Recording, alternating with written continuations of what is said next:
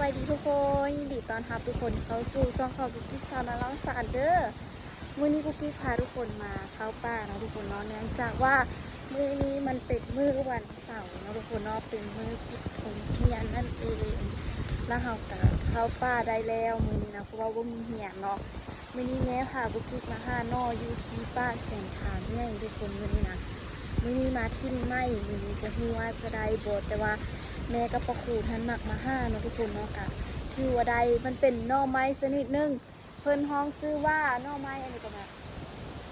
หน่อเฮียเนาะทุกคนเนาะหน่อมันจะเป็นหน่อเฮียเป็นหน่อไม้ชนิดหนึงที่กับแม่หานาแกงกินแบบสดๆสินะแบบเป็นลำเลยสินะมันสิแซ่บทุกคนหน่ออันนี้นะเนาะแม่เนาะมื้อนั้นแม่เอาไปแกงเนาะแม่แกงเป็นดวงเลยทุกคนนี่และอันนี้ก็สิเป็นป้าของมันทุกคนไอ้นี่หากกลับมาถ่ายคลิปครั้งแรกเลยเพราะว่าแต่ว่าตัวนี้ฮันกี้เคยมาแล้วเด้อเธอหนึ่งมากับแม่ตั้งแต่ตอนเฮ็ดเตาถ่านเถื่อนน้องแม่เนาะแต่ว่าลาตั้งแต่ถ่ายคลิป YouTube มาบ่เคยพาทุกคนมาบ่นี้จักเทื่อแม่นว่ะป้าไอ้นี่น่ะ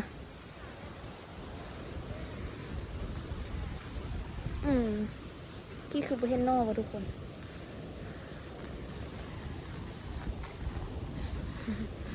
ที่บ่เห็นนอกเลยบ่เห็นจักนอกซ้ำแม่นว่ะเอายังมีป้ายอีกว่านี่ไล่บ่ป้ายอยู่ทางเนิน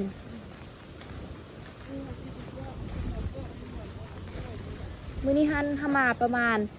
ตุกตอนกูคิดเบิ่งโมงฮันแม่น11:40 นาทีตอนนี้ฝนกระตกมาทางปู่คุณข้าวเจนเทือนทุกคนเขาหากระมานี่ตัวนี้กูเป็นผู้เมื่อกี้นี่บ่จักหันเนาะเอาขี้กายเฮาเดี๋ยว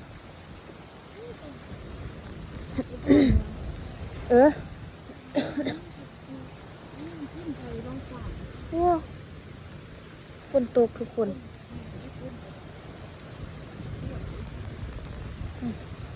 ส้มตามอันนี้แหละแต่ว่า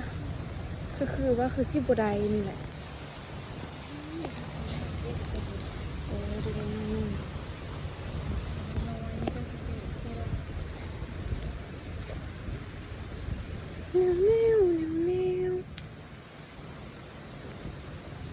ไปเอามาเบิ่งกันว่าสิได้นอกบ่มื้อนี้รถหากับเข้ามาได้นี่เนาะป้าทุกคนเบิ่งนี่นะมึงข้าวปอกนอไหมมึงก่อนข้าวปอกนอไอ้นี่นะนอไอ้นี่งามแต่ว่ามึงยังเขาบ่ได้มาห้านอไอ้นี่มันเป็นนอซอสไอ้นี่นะทำไมข้าวปอกกองมันเป็นเยอะตอนนี้เขาเจอพายุแล้วทุกคนตอนนี้นะฝนกระหน่ำตอนนี้นะแต่ว่าเขาอยู่ในป่านอน่าจะว่าเป็นยั่งเนาะแม่เนาะขันพ่นโบแห้งกับโบเป็นยังขันพ่นแห้งจะแค่นี้เขาหากับปอกนี่ก่อนเขาหากับมาปอกอุ้ยดิลูกเข็มนอกแองคือคนแต่ว่าโอ้นี่ที่ทางเหนือพูนโอ้ยแห้งแท้เลือกตาเอาเจ้าเอาไอ้นี่โบเป็นกินวะว้าวเขาเลยไปอ้าวแห้งแท้ทำไมมันฝนไหมโอ้มาห้านอโดนมาเทือกะใส่ซะจนเต็มกำลังเลยเนาะอยู่พักควันก่อนเถอะนะไปมาเบิ่งว่าสิได้นอบ่ถ้ากูกิ๊กถ่ายคลิปนี้ลงละมื้อต่อไปบ่ได้ถ่ายคลิปแปลว่าโทรศัพท์ถึกน้ำด้วยทุกคน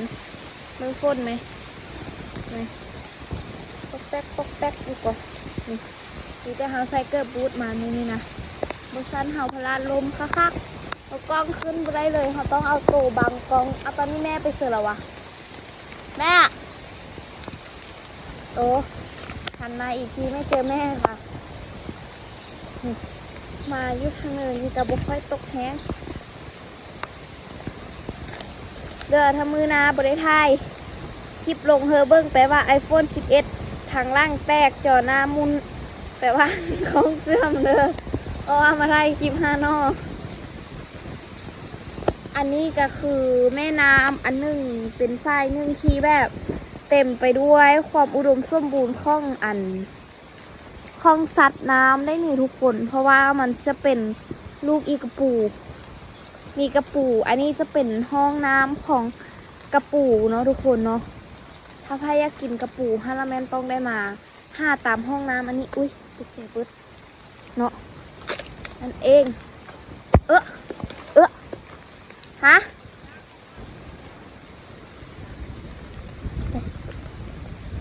กิ๊กบุกฮูก็อยู่แถวนี้นะกิ๊กบุกฮูฉันว่าอยู่สิเดี๋ยวตอนนี้กิ๊กบุกเคยมาบ่มีป้าไหมไอ้นั่นเนาะนี่ฝนตกนะทุกคนตอนนี้เพ่นอยู่อ่ะแม่ไม่ได้เฮาพาทุกคนหันมายางลินเด้อใส่นอโอ้ดีนอ เดี๋ยวเขาเอานอนี้เดี๋ยวเขาก็ลืมนอนี้ได้เขาก็บ่เอาหมด เขาจงให้เฮาอันนึงเนาะเห็นอีกแล้วบ่โอ้ยนักแกงจะนอเลยไหมเย่ได้ซ่องนอแล้วมื้อนี้ อู้ดีนะนี่นี่นำไอ้นี่ก็แม่นมันตัวซุ่มไอ้นี่พี่มีอยู่ทุกคนนี่ไง1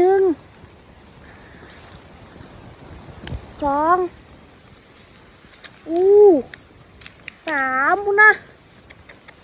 แม่ลูกเลยเนาะคักผัดเจอนอนี่ก็ม้วนไปอีกแบบเลย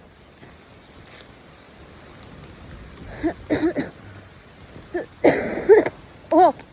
ขอโทษป่วยตายทุกคนมือแห้งทุกคนเอ้ย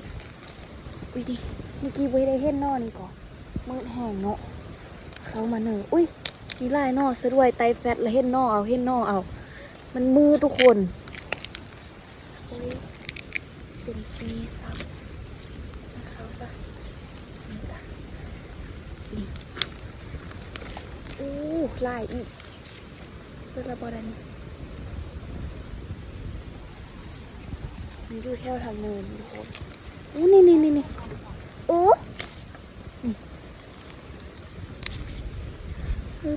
ย้ายมาทางนี้ก่อนจะเข้นอยู่ทางนี้หน่อยนี่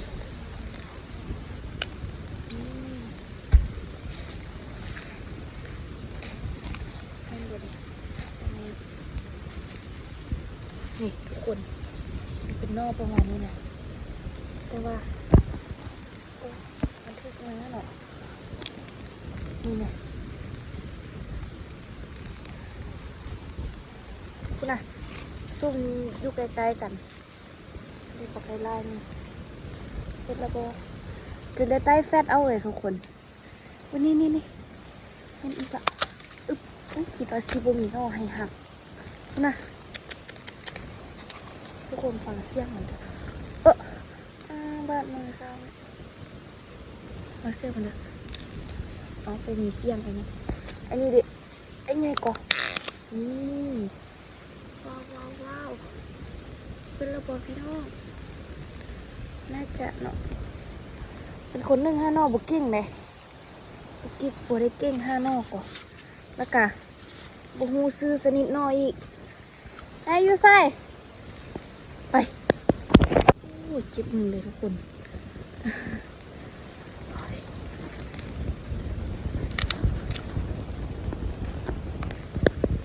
ดู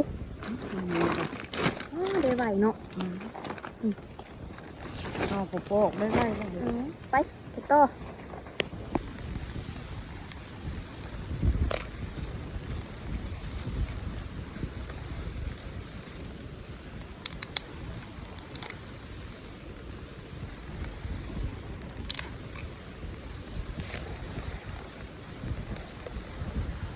ว้าวอุ้ยลม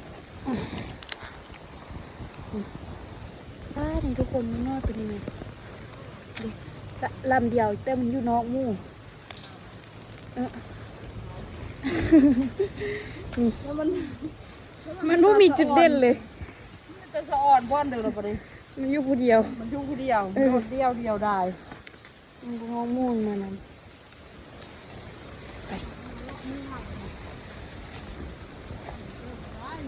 ไปได้แล้วไปเฮ็ดแกงใส่ดุกหมูอ่ะเสื้อผัก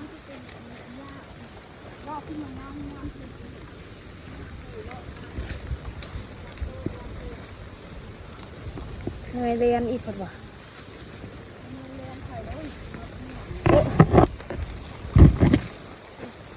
เมื่อยเจ็บฟุ้งแน่ดูใส่วะอู้ใหญ่เทะนี่ว้าวที่ไหนคุณอีกยังไงบ้างนะไม่เอาอ่ะใส่3 หน่อ พอดีเลยแนวนี้เนาะ อู้เด้นอนนึงเลยนี่นะเอาอ่ะโอ้ได้เดี๋ยวนี้เนาะ เต็มทุ่งเลย ใส่นี่ทำบอกไก่ลายปะกระมือไอ้นี่ยาวแล้วตัวยาวแล้วเนาะชอบนอนเนาะนี่ต้นนอนเป็น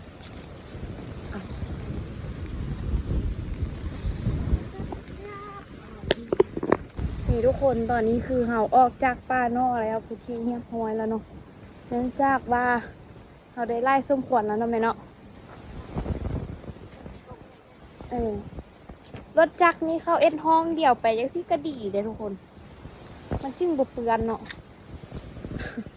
ไม่เป็นไรมันก็เอ็นห้องเดี่ยวแท้ๆดีกว่าเนาะนี่แต่ห้องเดี่ยวนี่แหละเห็นไหม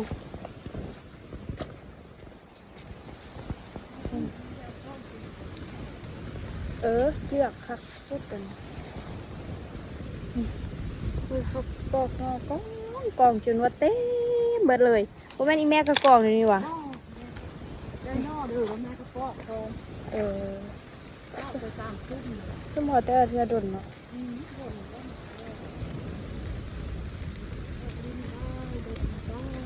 โอ๊ยมึงอันนี้เขาเอาแล้วเนาะโอ๊ยตะทงนี่ย่างเมื่อบัดนี้ทุกคนมีทรายน้ำอีกได้อยู่ทางค้างนี่พวกกี้ก็เคยอาบได้น้ำทางค้างนี่นะทุกคนอาบแถวไอมันเป็นทรายไปลัดไปแถวอันเตาท่านนะพูดน้องไม่เนาะเราก็อาบน้ำอันนี้แล้วเย็นเลยทุกคนแถวนี้กับแม่ก็มาตลอดตอนนั้นแต่ว่าเสาเฮ็ดเตาท่านเฮ็ดธุรกิจมือขนาดเสาเฮ็ดปุ๊บกะเริ่มไม่ได้มาเลย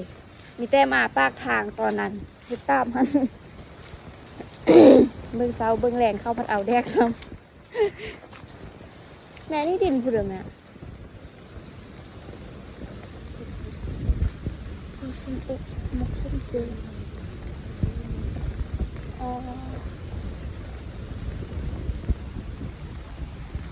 เขาก็มาแบบเดียวเลยทุกคนได้พอกินเขากับแม่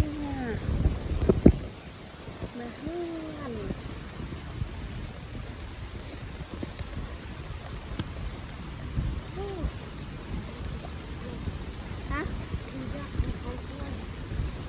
ซื้อเพราะว่าตอนนี้ฮันชีวิตจริงกำลังรับไล่ไป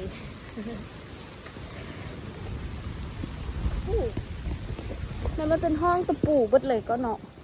เพราะแต่ว่ามันซิมีบ่เนาะก็นอสอดทุกคนลดละพอทางเยอะแล้วตอนนี้นะพอแทบพี่ก็ยังมีบ้านเขาปอกนออีกเลยนี่นะมีตลอดทางเลยอากาโนหันก็มีจนว่าเต็มเลยเต็มซุ่มบุฮูว่าเข้า5 แนวเด้อคือเอา5นี่แหละเนาะซุ่มไปซุ่มบ่ไปมื้อนี้5 นอแบบคันๆหน่อยนึงไปเมื่อไปเบิ้งยุหานวาซินีนี่ทุกคนทำมาแวะเอาข้องยู่ข้องกินยู่แคมทางอีกเป็นข้องแม่เวิร์นเอาไปเฮ็ดซุปผักกินมื้อแรง มันเป็นมันต้นพันธุ์น้ำเพราะว่ามันเป็นกลิ่นแล้วเป็นว่าเป็นกลิ่นตลอดเป็นต้น เออ ต่างครบว่าเป็นกลิ่นแซ่บมีต้นต่าง เออ หน้าเขาต้นเสื้อแซ่บต้นยางแซ่บต้นแซ่บย่องฟ้า อู้เป็นดอกในนี้เลยทุกคนก็คือมียางว่ะ ระดับอัน มียาง นั่นว่ะ ระดับอันเด็กก็แม่ระดับยางพาราอุติเอาเดี๋ยวเรามาเก็บอันนี้แล้วก็มาเหือนมาอิดซุปกินมื้อแรงทุกคนมาเบิ้งกัน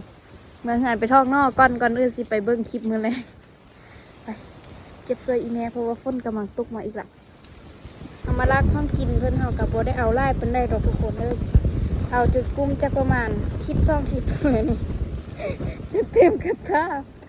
โบได้ลักเด้อเว้ายอกซื้อๆอันนี้แม่น อันนี้แม่นข้องอันเด็กก็แม่ข้องแม่เวิร์นอยู่แคมทางเนอร์ข้องไอดีไม่ได้ทุกคนและอีแม่ก็คือข้องคนแล้วเรียบร้อยไป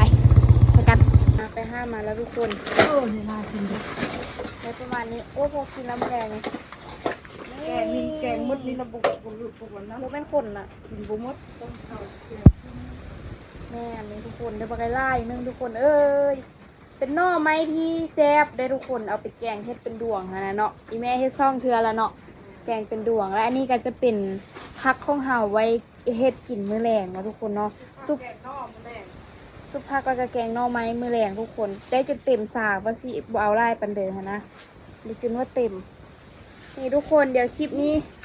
กุ๊กกิ๊กไปก็ได้ทุกคนเด้อเจอกันในคลิปวิดีโอหน้าที่จะพาไปเที่ยวสีไปใส่คลิปนี้ไปก็ทุกคนบ๊ายบาย